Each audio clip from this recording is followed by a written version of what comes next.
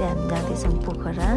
अनि अहिले चाहिँ हामी खाजा खाने ठाउँमा हामी आइपुगेका छौँ। यो ठाउँको नाम चाहिँ खोइ के हो मलाई थाहा भएन। अनि गाडीमा चाहिँ गाह्रो हुन्छ नि त हामीलाई, त्यही भएर चाहिँ हामीले पिरो अमिलो चटपटी कहाँ के खायौँ। अनि यो खासमा हाम्रो प्लान चाहिँ एकदम अनप्लान भएको। हामीले 2 दिन जति अगाडि मात्रै हामीले डिसाइड गऱ्यौँ। यतिकै जिस्किँदै अनि जाम पोखरा घुम्न भनेर हामी यसरी प्लान गरेर चाहिँ हामी गयौँ। अनि फेरि अहिले हामी अर्को खाजा खाने ठाउँमा आइपुगेर अनि यस्तो भोक लागिरहेको थियो क्या। बिहान पनि केही नखाइकन चढेको थियो नि त, त्यही भएर यसरी के खायौँ हामीले। अरू बेला गाडीमा चाहिँ यस्तो चिजहरू खानु अलिक गाह्रो हुन्थ्यो, तर खोइ साथीहरूसँग हिँडेर के हो अहिले चाहिँ एकदम रमाइलो भयो। हामीले सोचेको भन्दा धेरै राम्रो भयो यात्रा चाहिँ। अनि अब अहिले पानी पर्ने सिजन छ नि त, त्यही भएर बाटोहरू एकदम गाह्रो होला भनेको, तर बाटोहरू पनि एकदम राम्रो थियो। तर यहाँ मुगलिनको बाटोमा चाहिँ कस्तो धेरै जाम थियो, तर हामी खासै धेरै जाममा बस्नु परेन। अनि यहाँ आधी बाटोबाट चाहिँ रश्मि पनि चढ्यो गाडीमा। हामी काठमाडौँदेखि चाहिँ 4 जना आएको थियौँ। अनि रश्मिको घर चाहिँ गोर्खा हो नि त, त्यही भएर ऊ चाहिँ बिच बाटोदेखि हामीसँग चढ्यो। अनि हाम्रो गाडीको यात्रा चाहिँ यस्तो हुँदैछ।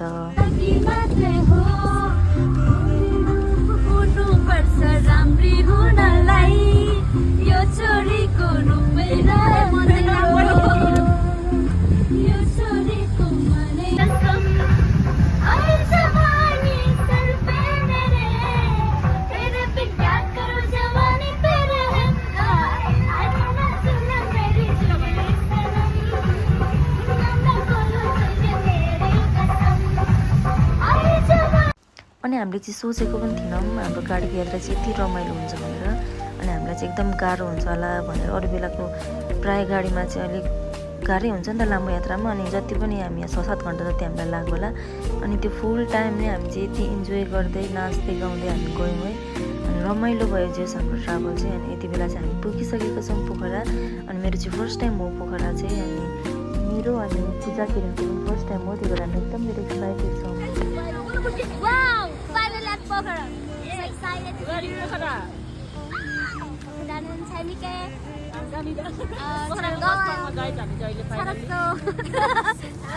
After so many discuss, so many good things. And arguments. Yes. Finally. अब चाहिँ हामी ट्रेन बुक गरेको थियौँ, त्यही भएर हामी जाँदैछौँ। ट्याक्सीमा चाहिँ हामी 4 जना मात्रै बस्न मिल्यो, 5 जना चाहिँ बस्न मिल्दैन रहेछ नि त, त्यही भएर सबले चाहिँ बाइकमा आउनुभयो। अनि किरणको चाहिँ रश्मिमा चाहिँ हामी ट्याक्सीमा गयौँ। अनि हामी एकदम धेरै ह्याप्पी छौँ। हामी एकदम थाकेको छौँ, तर हामी एकदम खुसी पनि छौँ। अब घुम्न आएको मान्छे थाकेर पनि भएन नि त, फेरि थोरै टाइमको लागि मात्रै हामी आएको थियौँ नि त। अब एकदम छोटो टाइममा डिसाइड भएको अनि थोरै टाइमको लागि नै हामी आएको थियौँ, त्यही भएर चाहिँ अब हामी थाके पनि जे गरे पनि रातिको झन्डै 9 बजी हामी पुगेको थियौँ पोखरा।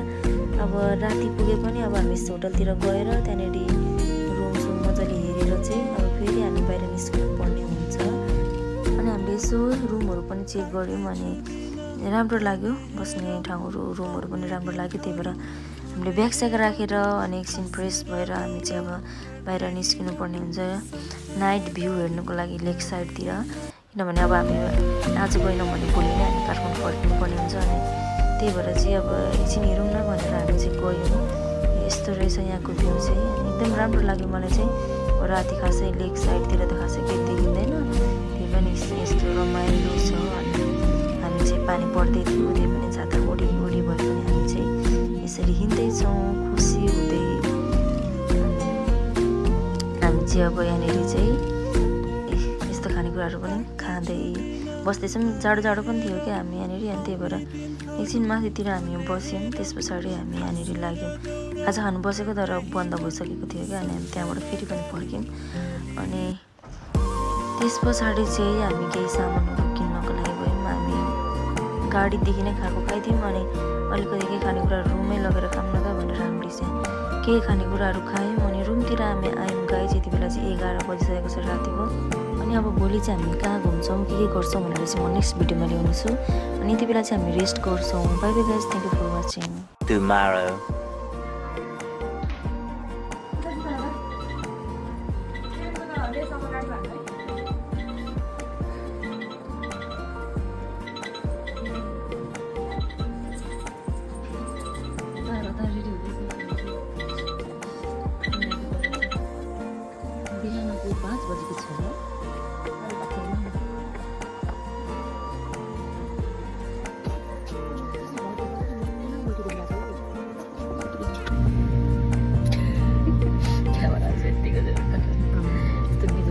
आँखा हेर्न मेरो आँखा रातो 540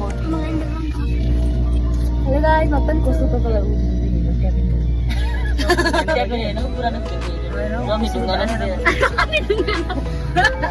चिन्ता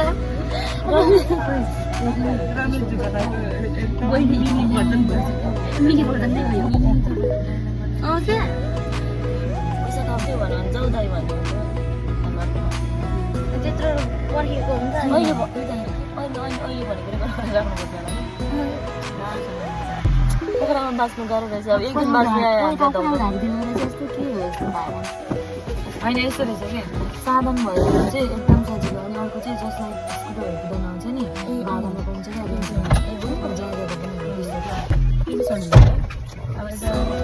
भ्यू कस्तो लाग्दैछ एकदम दामी वाउ भ्यू आउने बेलामा फोन झिक्दै नभ्याउने रहेछ क्या है राम्रो पिस भयो क्यामेरामा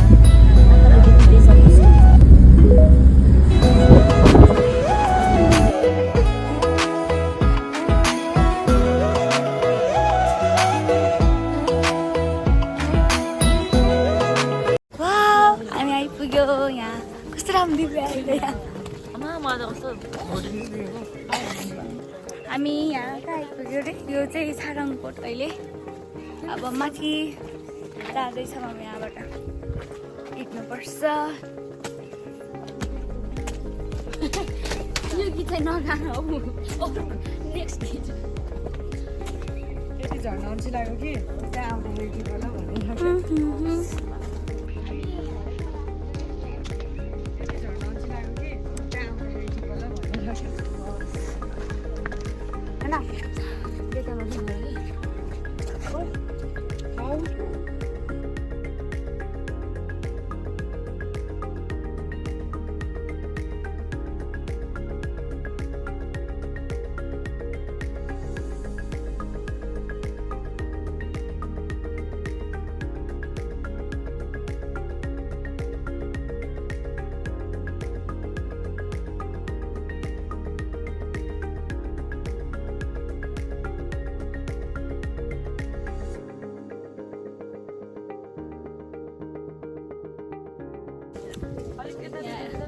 सबैको फोटो सेसन हुँदैछ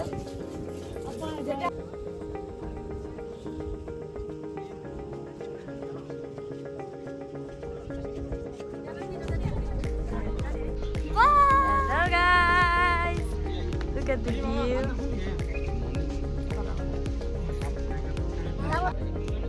अब चाहिँ बाबा लाग्दैछ तलतिर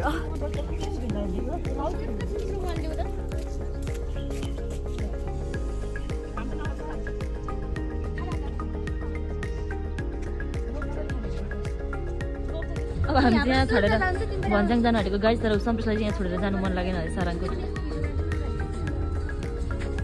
ल हेर कस्तो राम्रो के भयो अरे हेर्दा हेर्दै पोखरालाई यस्तरी मजाले लागिसक्यो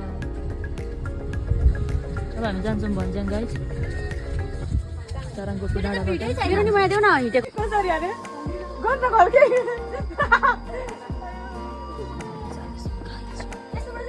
अब हामी भन्ज्याङ गएर एकैचोटि भेट्छौँ है गाइस भन्ज्याङ भिलेजमा गएर हामी ब्रेकफास्ट गर्न जानु आँटेको गाइस सो हाम्रो किनभने राति भोक लागेन भने चाउचाउ खायौँ होइन ढर्रा गरेर अनि अब भोक लागिरहेछ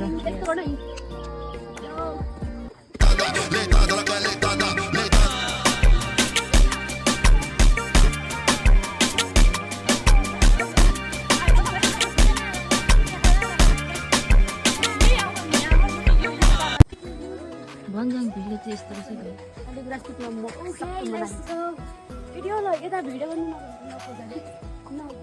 हामी चाहिँ भन्ज्याङ भिलेज छिर्यौँ कहाँ नो भिडियो गर्न आएको ए यस्तो रहेछ र म त डाँडामा सोचेको थिएँ मैले डाँडाबाट ट्याक्कै तल देख्छ होला नि डाँडामा सोचेको थिएँ यहाँ त मैदानमा छ त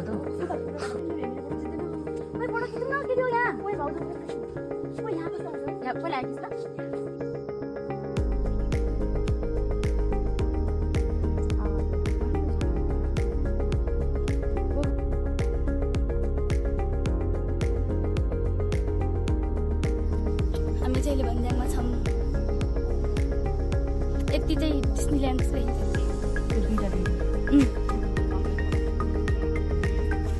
यहाँबाट ट्याक्कै खोला गएको सुन्दर रहेछ खोला तल रहेछ मजा आउँदो रहेछ हामी चाहिँ फोटोसोटो खिचेर गयौँ अनि अरूहरू चाहिँ ब्रेकफास्ट अर्डर गर्दैछ राम्रो रहेछ है भन्ज्याङ चाहिँ गाइस तपाईँहरू पनि आउनु होला भन्ज्याङ घुम्न एकदम राम्रो भ्यू छ एकदम पिसफुल भ्यू छ है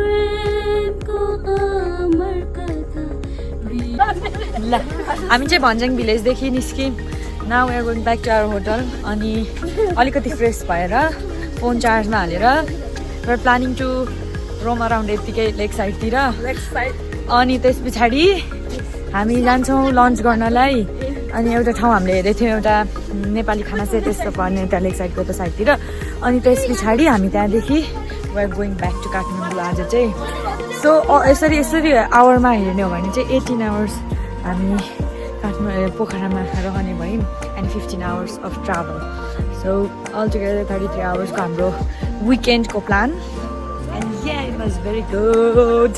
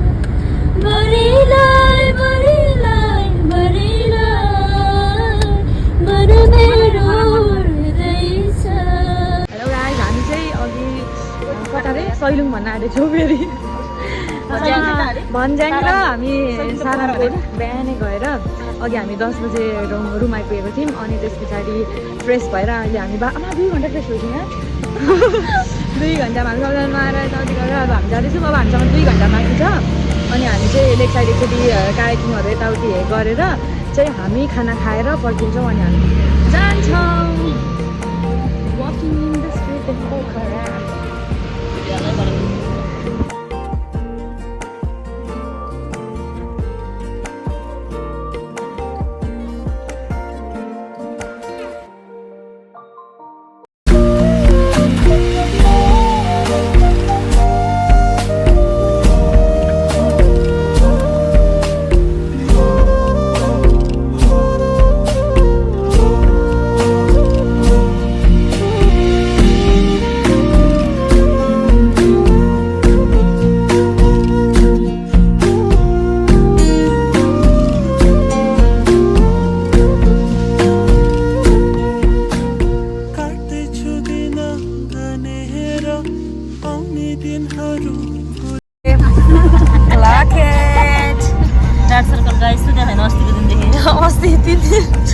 तर एकदम मजा आयो होइन हामीले सोचेको भन्दा एकदमै धेरै मजा आयो रमाइलो सारङकोट र हाम्रो एकदम ब्रेकफास्ट चाहिँ अलिक मिठो भएर चाहिँ क्या है चित्त बुझ्यो एकदम आनन्द इनफ भयो के होस् हुन्थ्यो एकदम धेरै हामीले धेरै दिन हामीले प्लान गरेको थियो भने एकदम धेरै गाह्रो हुने रहेछ राम्रो भयो एकदमै धेरै मजा आयो अनि खासमा शान्ताले एउटा मिनी भ्लगमा सुरुको मिनी भ्लगमा भनेको सुनेको मैले धेरै सब प्लानको बादमा भनेर यस्तो एक चुटकीमा बनेको प्लान थियो उसले त्यो भोइस ओभर गर्दाखेरि झुकेर चाहिँ नि हामी यतिकै बोलिरहेको थियौँ कुरा गर्दै थियौँ अनि उही यताउति विदेशको यताउति कुरा अनि आफ्नै देश त घुमेको छैन पोखरा गएको थिएस् भन्दै हाँस्दै थियौँ एकछिन त के अरे म शान्त थियौँ होइन पोखरा गएको थिएस् पोखरा एकछिन साइलेन्ट भयो होइन अनि त्यस पछाडि आँखा त तिनजनाको यत्रो जाने हो पोखरा हामी वेन्सडे नाइटमा भएको अनि थर्सडे नाइटसम्म त यो दुइटालाई कल गरेर रश्मि गोर्खामा थियो रसमा अबु खैरेनीदेखि ऊ चाहिँ हामीलाई जोइन गरेको अनि पूजालाई कल गरेर रात हामीले चाहिँ प्लान गरेको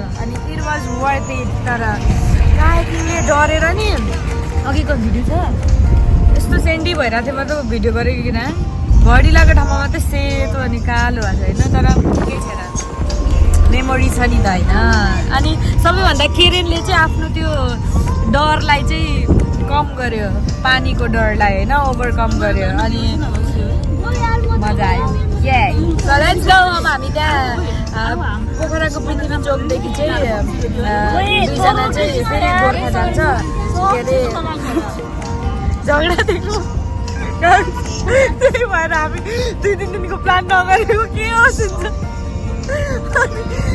अनि यो हाम्रो फर्स्ट पनि हो नि यसरी हामी यो स्टेकेसन भनौँ न भेकेसन भन्दा एक रातको लागि आएको जस्तो भयो होइन स्टेकेसन भयो हाम्रो अनि मजा आयो के भन्दै थियो अब पृथ्वी चोकदेखि चाहिँ जान्छ र रश्मि चाहिँ जान्छ गोर्खा अनि म पूजा केरेन चाहिँ हामी जाँदैछौँ काठमाडौँ सो बाइ गाइस अल्छी नमानिकन हेरिदिनु होला शान्तालाई सपोर्ट गरिदिनु होला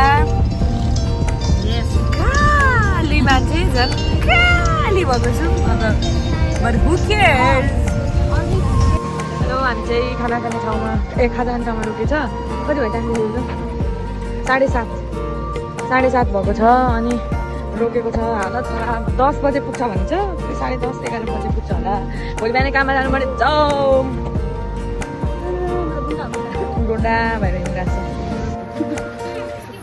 गाइस हामी चाहिँ म चाहिँ थिएँ हिजो काठमाडौँ बिहान पोखरा हिजो बेलुका बिहान पोखरा अहिले चाहिँ म गोर्खा 3 दिनमा 3 जिल्लाको घुम्छ म घुम्छु फाइनली म साइज छु